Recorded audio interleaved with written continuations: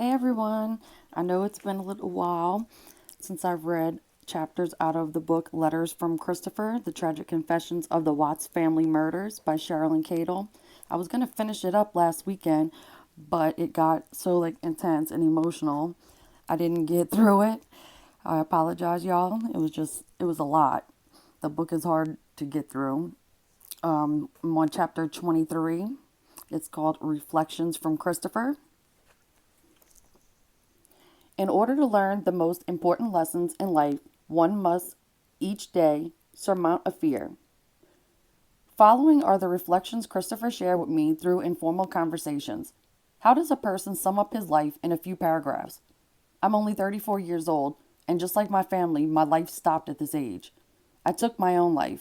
I lost my family, my house, my job, my friends, everything that meant anything to me. I know now Shanann and I were not meant for each other. Wow. I'm afraid if I tell you my thoughts, you might feel I'm blaming Shanann for what happened. But I'm not at all. Yes, you are. We were just two completely different people, each with our own views and personalities. So you don't kill the other person off, you get divorced and move along. Mostly opposites attract and do well. That wasn't the case with us. When I really think about it, I wasn't true to myself when I first met her.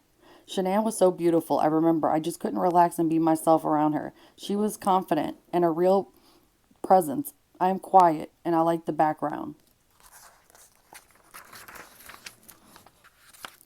I tried probably too hard and always wanted to impress her, except on our first date. We were meeting at a theater and I had no idea what kind. I was thinking a movie theater, so I just dressed in sandals, shorts, and a t shirt. Ew. I felt like an idiot when I showed up and she was dressed to the nines, looking so beautiful, and here I was dressed for a night for relaxation. I felt so bad and figured she wouldn't give me a second date. But it turned out to be a great evening and it gave us something we could always remember and laugh about. We dated for over a year and then we got engaged. I was so proud to buy her one of the biggest diamonds I could afford. I had spent 6 months' wages on her ring and she loved it. I arranged for both of our families to come down to the beach the weekend I proposed to her. We were so in love and so happy. She loved me and I loved her. Her family loved me. At one point, her mother told her she better hang on to me. We spent the next few months preparing for the wedding. Shanann had everything planned perfectly for the perfect day. Our wedding day was the happiest day of my life. When I think of good memories, I definitely think of that day. We had a beautiful wedding, and no bride could ever have been more gorgeous than Shanann. Life settled into a routine, and some days were mundane like anyone else's life. We had the girls, and they were blessings to our lives. Everything revolved around them and giving them the best life possible. When I think back on what I had, I still cannot believe I lost my whole family. You didn't lose them, you killed them. A family I had wanted my whole life. It's the most horrible thing I could ever do, and I'm still saying it was not my mind or my hands that did this to them, but the hands and mind being controlled by something evil. I hope people will believe me. Many things made my life a lot less than perfect, at least I thought. Although if you were to ask me now, I might have a different story about that. Shanann had Shanann had created a life for us that looked on the outside to be perfect. It almost was, except for me. I needed to rise to the occasion and be a man to help my wife see she could not control everything and everyone around her. And if she couldn't come to terms with that, then split. Huh?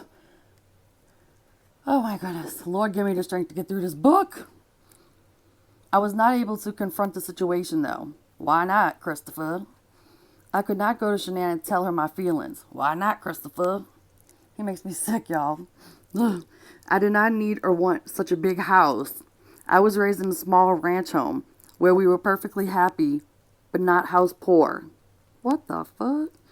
Life was much easier for my parents than it was for me when I was raising my family, although irrelevant, I guess, to the time and paychecks. The big house was totally Shanann's idea. I knew we could not afford it, but as usual, I wanted to make Shanann happy and would not tell her no. We had the house built when we first moved to Colorado. We lived with one of Shanann's friends in her house in the basement for about a year. After we moved out of our friend's house, the friend and Shanann most likely had a fallen out because they stopped speaking. I never knew what happened between them, but I felt really bad about it because they had been very nice to allow us to stay there for such a long time. Our house payments were $2,800 a month, with $500 of that payment being insurance, which was not included in the home association fees.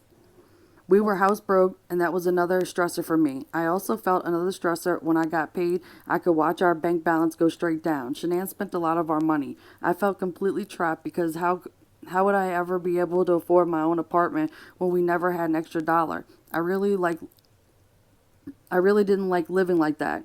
We also had lots of bills from the girls' medical bills and Shanann's neck surgery, and there was a lot of debt on our charge cards also. Well, that's called being an adult and a parent, Christopher. We have bills and shit. Oh my goodness. It had always been important to me to be on time with paying my bills and have a few extra dollars in case of a rainy day. But we just never got there.